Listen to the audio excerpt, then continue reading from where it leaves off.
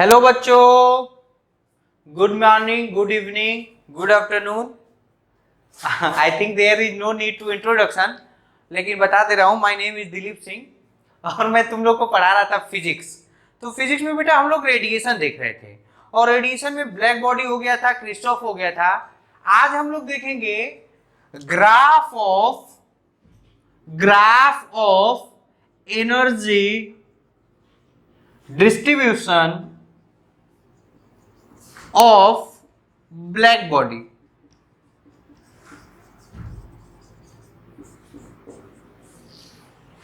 Graph of energy distribution of black body. तो एक बात बहुत अच्छे से समझना, जो मैं समझाना चाह रहा हूं वो ये बता रहा हूं कि एक बात बताओ तुम, इंटेंसिटी क्या होता रे बाबू? इंटेंसिटी क्या होता? तो ध्यान से सुनना। Energy radiated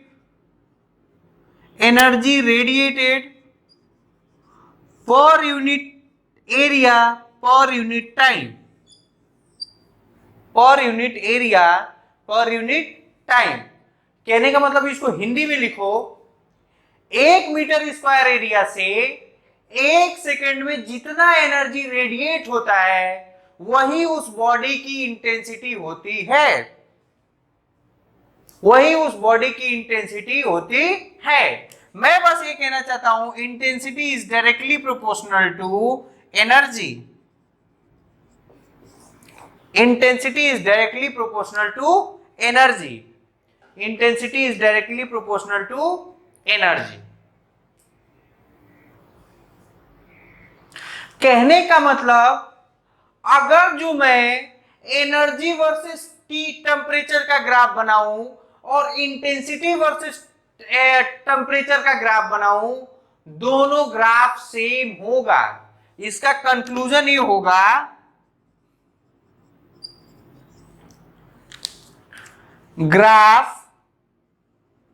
graph of intensity versus wavelength lambda and energy versus lambda are same,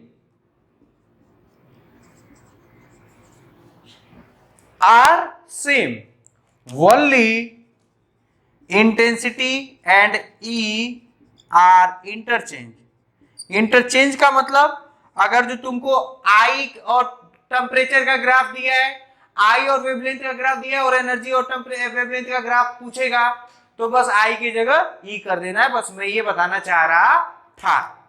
मैं क्या करता हूं, मैं जो बताना चाह रहा हूं वो देखिए, ध्यान से सुनिएगा।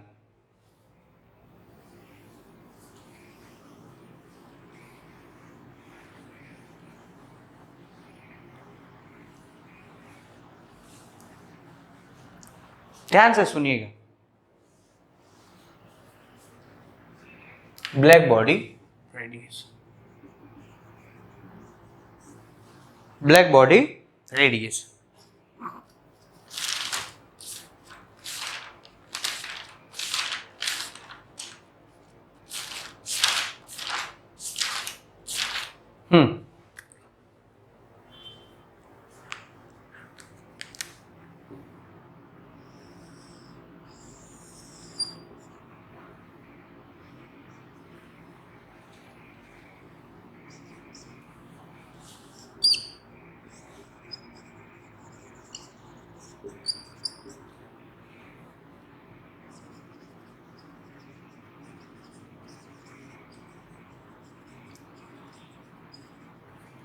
देखिए, ध्यान से सुनिएगा।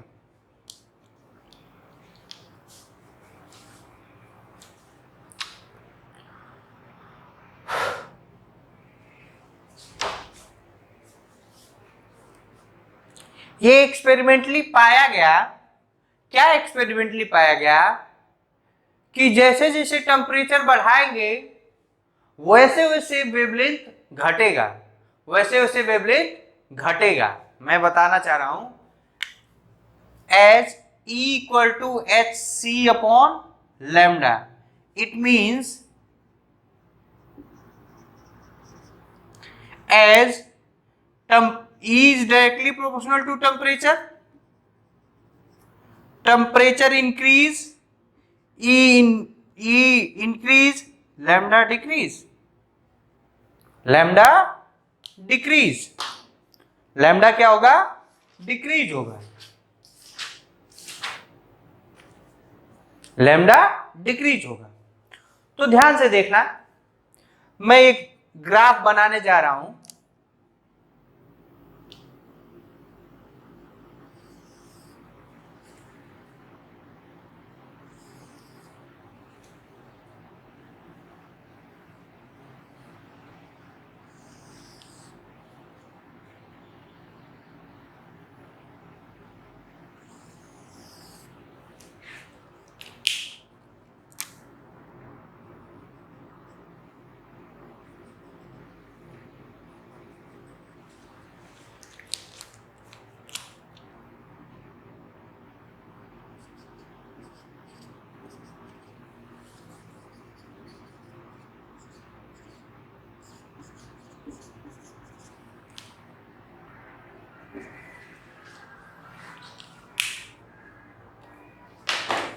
देखो,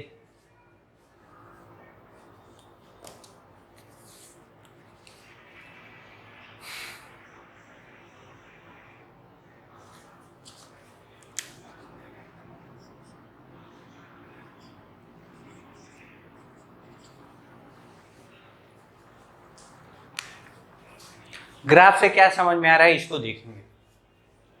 ऑब्वियस सी बात है, ध्यान से सुनिएगा। जैसे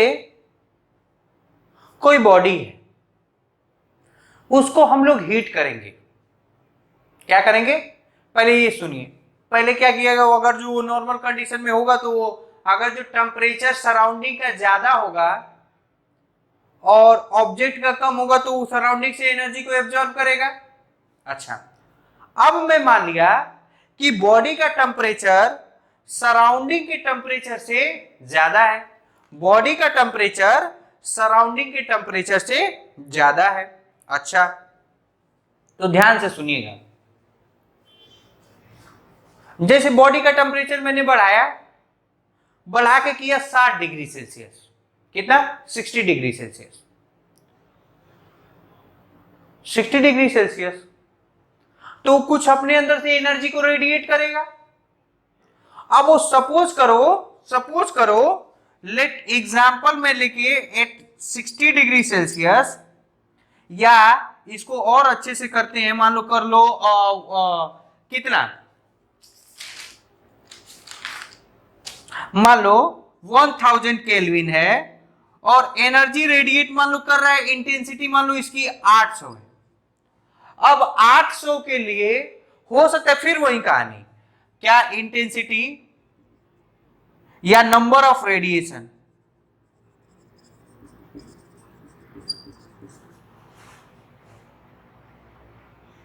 सेवन 780 या 785 या 775, ये लैम्डा के लिए है, और रेस्ट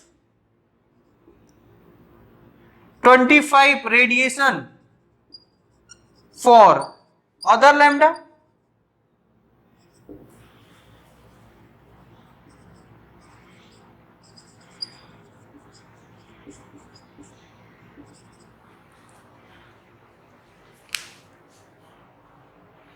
कहने का मतलब, अगर जो बॉडी को हीट किए 1000 केल्विन पे छोड़ दिए, तो एन 1000 केल्विन पे उसने हीट को रेडिएट किया, और रेडिएट करते में हम लोग देखेंगे कि उसमें मान लो नंबर ऑफ रेडिएशन 800 हुआ, तो 800 में मैं देखा कि जो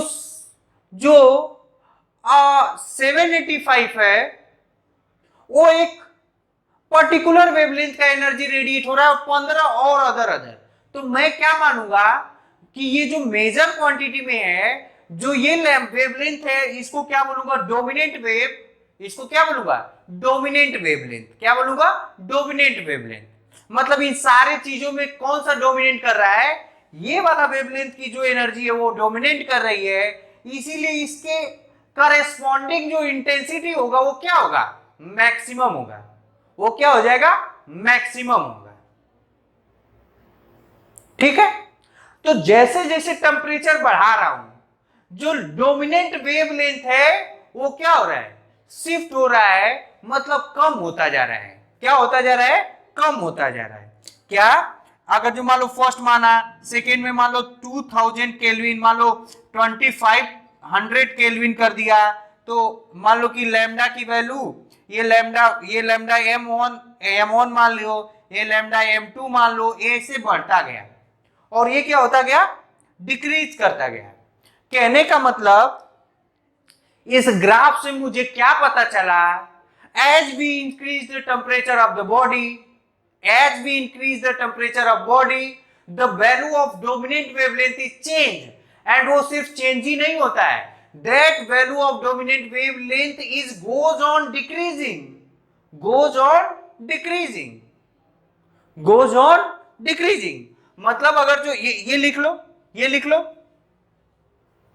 ये लिख लो, क्या मुझे ग्राफ से कंक्लूजन निकला, ये कंक्लूजन निकला कि as we increase the temperature lambda decrease, lambda decrease. पहला कंक्लूजन तो ये निकला। दूसरा कंक्लूजन ये निकला कि देखो,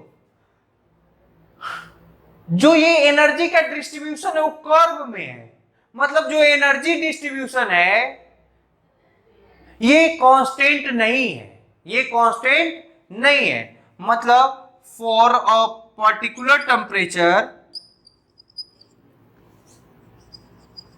energy distribution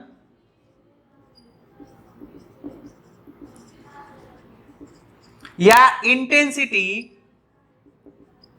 is not constant, is not constant, is not constant, is not constant। अच्छा सर, तीसरा ये पाया गया, तीसरा ये पाया गया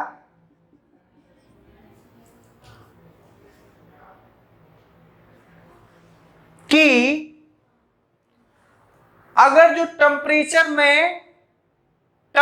में 2 टाइम्स कर रहा हूं तो इंटेंसिटी 16 टाइम्स हो रहा है। तीसरा क्या पाया गया, intensity is directly proportional to T के पावर 4। ये कैसे पाया गया, एक्सपेरिमेंटली ऑब्जर्व, एक्सपेरिमेंटली ऑब्जर्व। और यही दोनों जाके आगे क्या बन जाता है, लॉ बन जाता है। क्या बन जाता है, लॉ बन जाता है। ये लॉ जो है, ये लॉ क्या बन जाएगा, वेन्स डिस्प्लेसमेंट लॉ, और ये बन जाएगा स्टीफन बोल्ट्जमैन लॉ। ये क्या बन जाएगा, स्टीफन बोल्ट्जमैन लॉ। इसी को हम लोगों को डिटेल में पढ़ना है, इसी को डिटेल में अपने को पढ़ना है। सर एक बात बताइए, एनर्जी डिस्ट्रीब्यूशन सिर्फ ब्लैक बॉडी के लिए क्यों बनाया है, किसी और के लिए क्यों नहीं बनाया? तो बेटा ब्लैक बॉडी एक आइडियल कंसेप्ट होता है, हालांकि ऐसी बॉडी कहीं दिखती नहीं है, कहीं एग्जिस्ट नहीं करती है, लेकिन इसी को हम लोग पढ़ने के बाद सारे जो और अदर बॉडी का जो रेडिएशन होगा वो लगभग उसका ग्राफ क्या होगा, सेम होगा। लगभग ग्राफ क्या होगा, सेम होगा। मैं ये कहना चाह रहा हूं, जैसे नहीं पढ़ते PV equal to NRT, this formula is true for ideal gas, ideal gas के नाम का कोई भी चीज एग्जिस्ट नहीं करता है। तो सेम उसी तरह कहानी होता है कि हम लोग सारा चीज एक स्टैंडर्ड बना के पढ़ते हैं ब्लैक बॉडी का, बाद में उसको हम लोग अलग अलग जगह पे अलग अलग इंप्लीमेंट करते हैं। मैं बस मतलब ये बताना चाहता हूं नोट में, this graph is same for normal body also, normal body।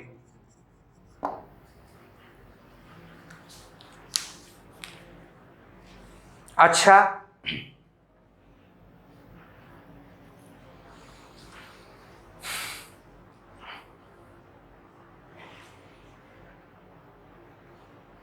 ठीक है,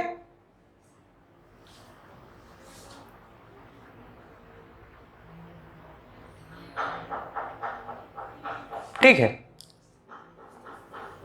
मिटा दूं?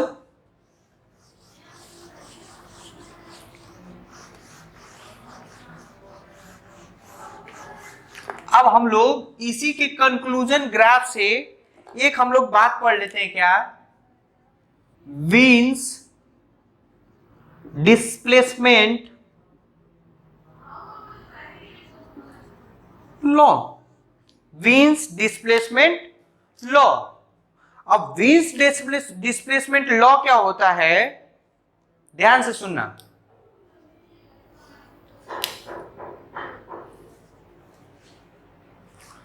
If any body is emitting the radiation, then there is a particular wavelength। पहले देखो क्या हुआ, ध्यान से सुनो।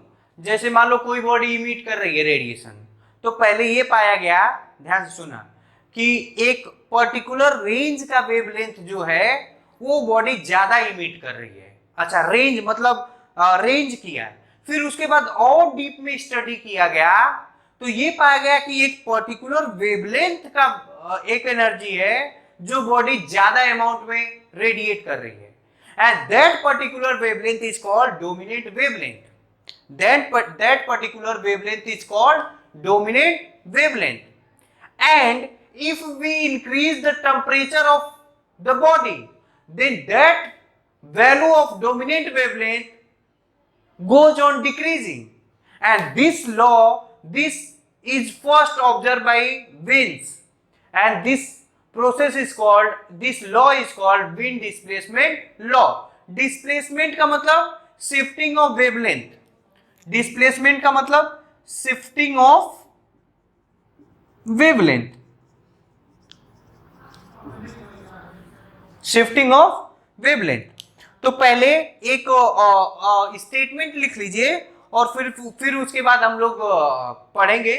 स्टेटमेंट लिख लीजिए, इसके बारे में डिटेल में पढ़ेंगे, पहले स्टेटमेंट लिख लीजिए। लिखिए,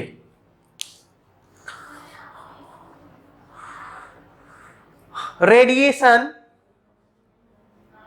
emitted by any object is mixture of wavelength, but the large part of the radiation is contributed by a small range of wavelength, out of which there is a particular wavelength corresponding to which intensity of radiation is maximum. Corresponding to which intensity of radiation is maximum. Intensity of radiation is maximum. That wavelength is called dominant wavelength. That wavelength is called dominant wavelength. That wavelength is called dominant wavelength.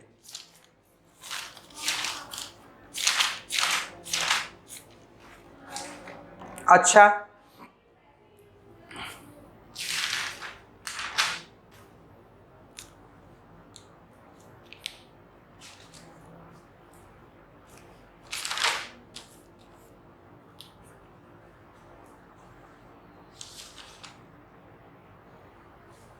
अच्छा, sorry, वो displacement वो नीचे लिख लीजिए, I am really sorry for that. अब statement में लिख लीजिए, वो स्टेटमेंट काट लीजिए। क्या लिखिए, as we increase the temperature of the body,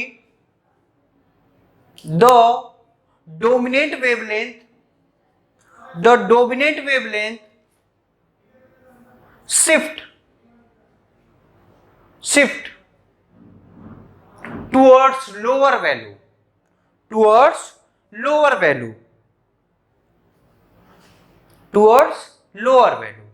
and this displacement of shifting of wavelength is called Wien's displacement law. Wien's displacement law. Wins displacement law. अच्छा, अब इसका एक मजेदार बात जो बता रहा हूं वो देखिएगा आप लोग।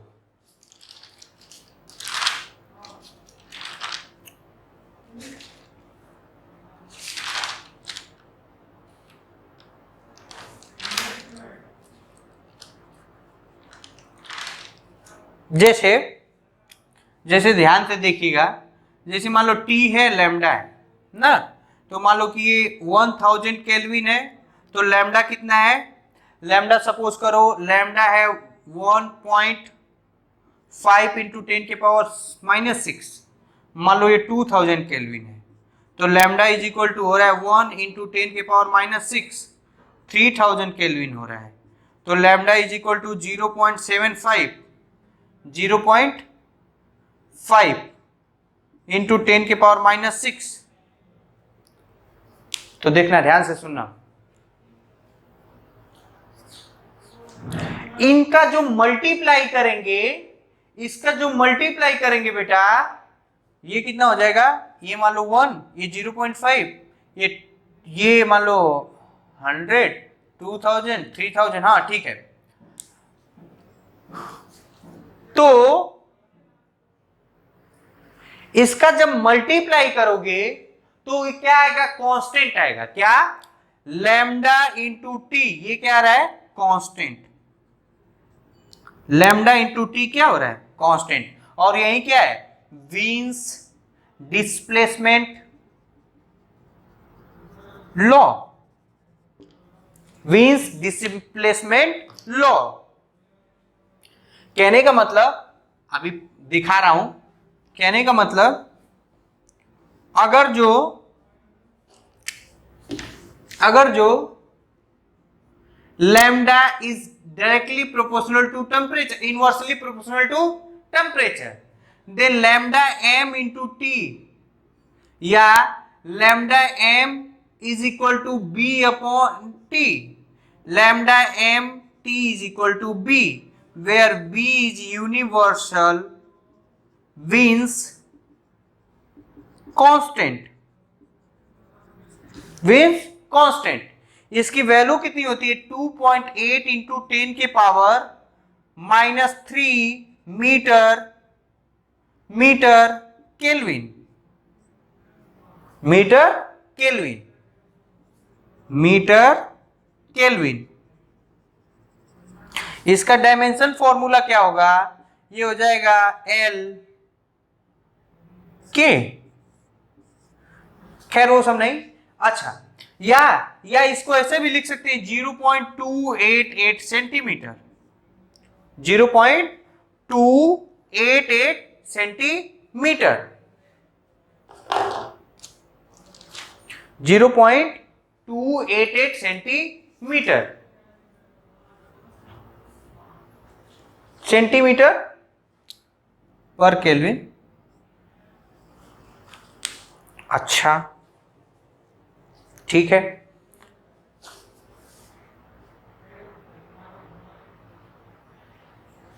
ये हो गया। अच्छा हाँ सुनिए, अगर जो किसी बॉडी का मुझे एनर्जी जो रेडिएट कर रहा है और उसमें जो डोमिनेंट वेवलेंथ की एनर्जी मालूम है, डोमिनेंट वेव, अगर जो इसको ऐसे लिखें तो ये हो जाएगा T equal to B upon lambda M. मतलब अगर जो किसी बॉडी का जो एनर्जी वो रेडिएट कर रहा है, उसमें से डोमिनेंट वेवलेंथ की जो एनर्जी जिसका डोमिनेंट वेवलेंथ है वो पता कर सकते हैं, तो उस बॉडी का टेम्परेचर क्या होगा ये पता कर सकते हैं। And this is the biggest discovery in the world of science. Without touching, without knowing, without anything, हम लोगों को देख के कुछ भी नहीं करने से, सिर्फ वेवलेंथ पता करने से उस बॉडी का टेम्परेचर निकाल सकते हैं। And this method is normally used to find the temperature of the heavenly body, just like star, sun, planet and all these things. मतलब कहने का मतलब सन से जो रेडिएशन आ रहा है, सन से रेडिएशन का मैंने एक स्पेक्ट्रल रेंज बना लिया, स्पेक्ट्रल सीरीज बना लिया, उसमें कौन सा वेवलेंथ डोमिनेंट है वो लैम्डा एम मिल जाएगा, और उसको बी अपॉन लैम्डा एम से डिवाइड कर देंगे तो टेम्परेचर ऑफ दैट बॉडी मिल जाएगा। ये अपने आप में बहुत बड़ी डिस्कवरी थी, ये अपने आप में बहुत बड़ी डिस्कवरी थी। आई जस्ट वॉन्ट टू से लाइक दिस, मतलब मैं ये नोट में लिख सकता हूं, विद द हेल्प, नोट में लिखिए, with the help of wind displacement law we are able to find the temperature of heavenly body. We are able to find the temperature of heavenly body. We are able to find the temperature of heavenly body, like temperature of sun and other stars.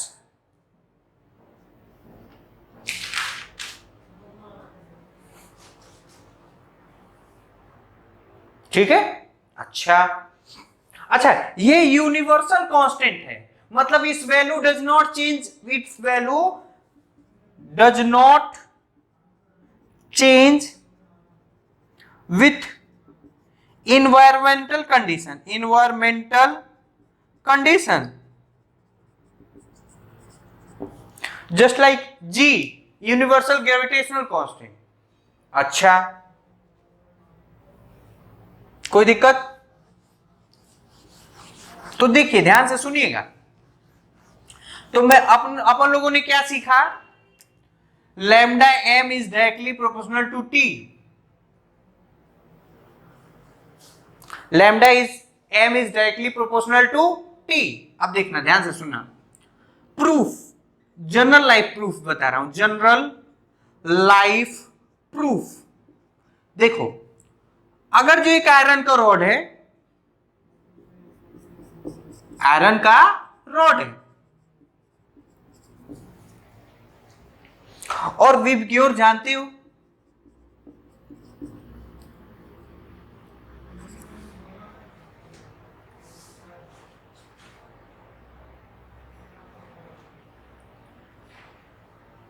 VIBGYOR जानते हो? अच्छा,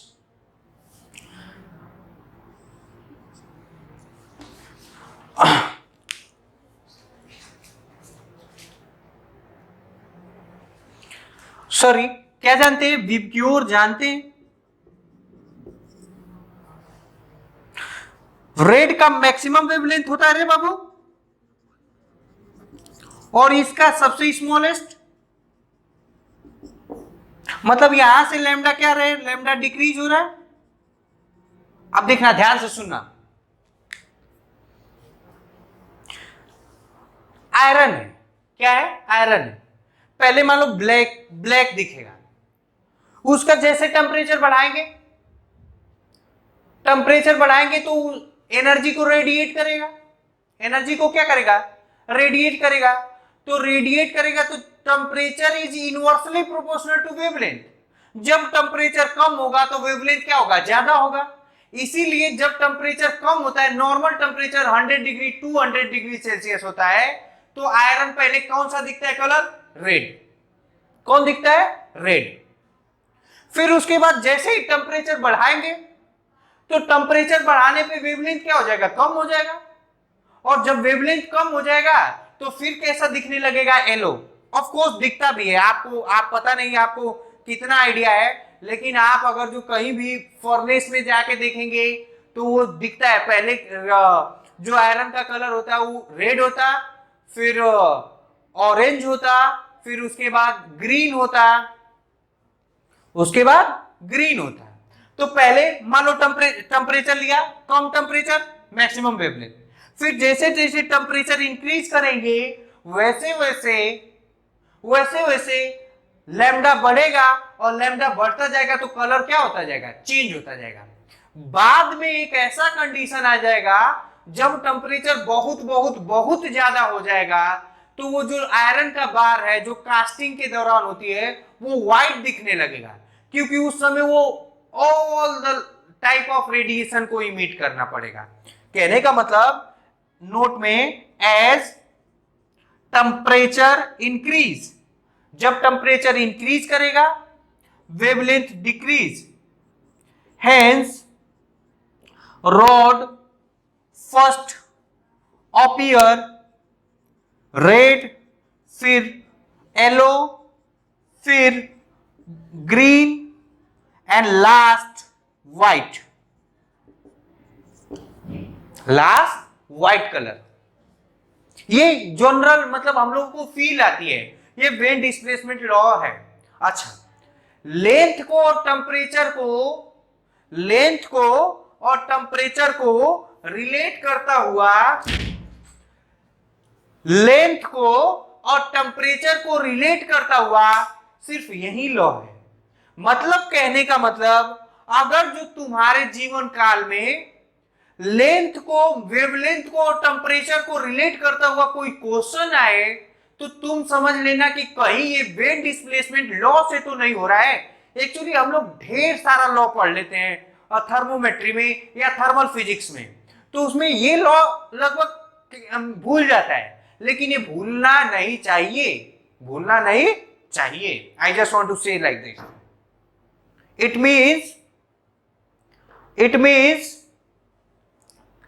means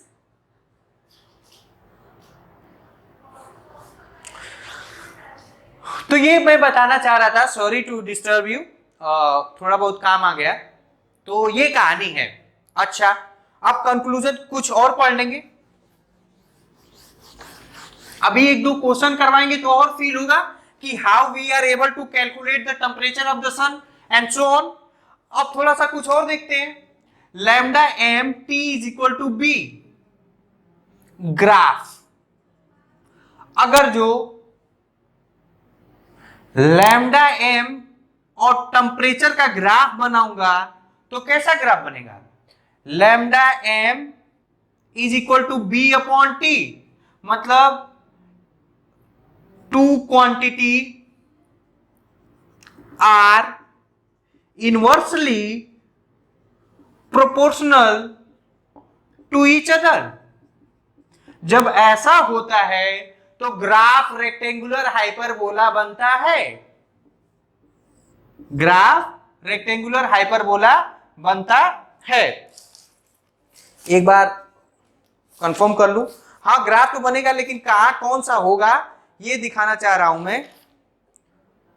हाँ, ये हो जाएगा lambda और ये हो जाएगा टेम्परेचर। ये क्या हो जाएगा? लैम्डा वेवलेंथ, और ये क्या हो जाएगा? टेम्परेचर। अच्छा, टेम्परेचर एक बात मैं बता दूं, रेडिएशन के चैप्टर में, रेडिएशन के टॉपिक में जो टेम्परेचर लेंगे वो हमेशा केल्विन में लेंगे। किस में लेंगे? केल्विन में लेंगे। अच्छा, इसी तरह अगर जो मान लो ये फर्स्ट ग्राफ हुआ, दूसरा ग्राफ अगर जो मैं बनाना होगा lambda M versus 1 upon T का, तो रियल में lambda M equal to B upon T और 1 upon lambda M equal to B 1 upon T, Y equal to M X का ग्राफ बनेगा। मतलब ये ऐसे बनेगा 1 अपॉन टी का। अच्छा, एक चीज और, ये जो ग्राफ है वो ओरिजिन से पास नहीं कर रहा है, वो थोड़ा सा ओरिजिन के ऊपर है। क्यों? क्योंकि कभी भी किसी बॉडी का टेम्परेचर 0 केल्विन नहीं हो सकता। That's why this graph is not started with the origin. That's why this graph is not started with the origin. अच्छा, अच्छा,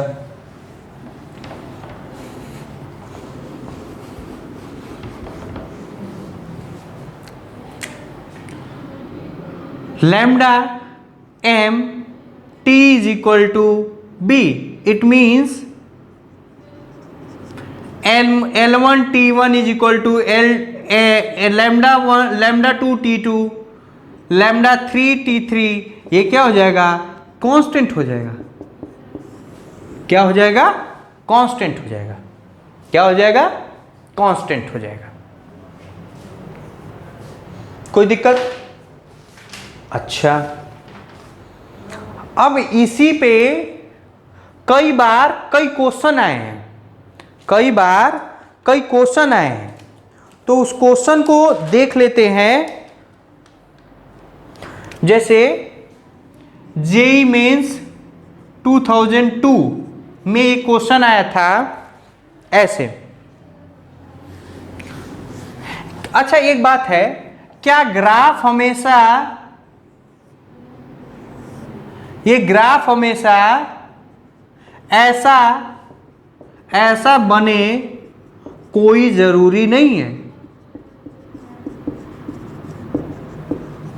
कोई जरूरी नहीं है। जेईई 2002 में क्या ऐसा क्वेश्चन आया था, ये आया था, ये ऐसे था, ये ऐसे था, ये ऐसे था, ठीक है।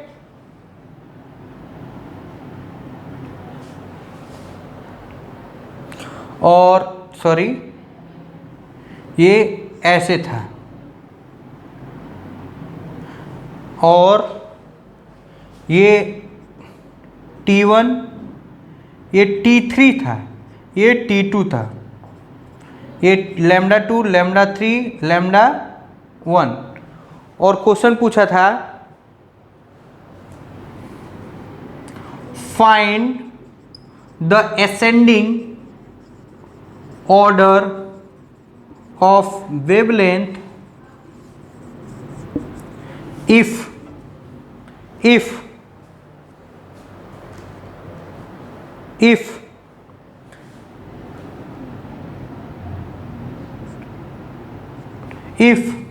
ascending order of temperature if λ1 is greater than λ2 is greater than λ3।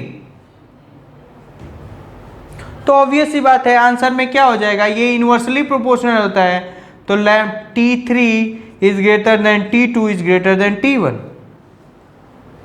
कोई दिक्कत, कोई परेशानी? तो I think this video is sufficient. In next lecture we will continue with same topic. अब धीरे धीरे हम लोग रेडिएशन के न्यूमेरिकल पोर्शन पे पहुंच रहे हैं। अब कल हम लोग कुछ न्यूमेरिकल करेंगे और आगे एक फर्दर लॉ है स्टीफन बोल्ट्जमैन लॉ, उसको कंटिन्यू करेंगे, उसको समझेंगे। तब तक के लिए आप लोग पढ़ाई करते रहिए। Thank you very much.